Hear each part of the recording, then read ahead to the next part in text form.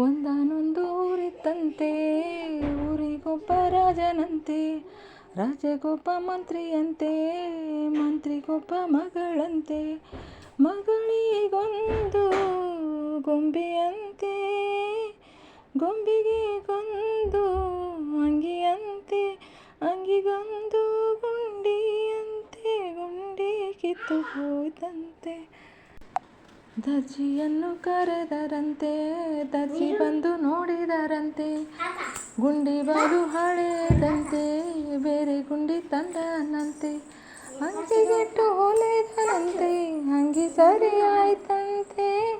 ಮಂತ್ರಿ ಮಕ್ಕಳ ಆಶೆಯಂತೆ, ಗೊಂಬೆಗಂಗಿ ಹಾಕಿದರಂತೆ, ಬಾ ಚಂದ ಕಂಡಿತಂತೆ, ಗೊಂಬೆಯ ಆಟ ಆಡಿದಳಂತೆ, ಬೇರೆ ಗೊಂಬೆ ತಂದಳಂತೆ,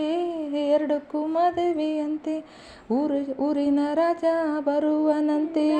ನಿಂತು ಮದುವೆ ಮಾಡಿದನಂತೆ,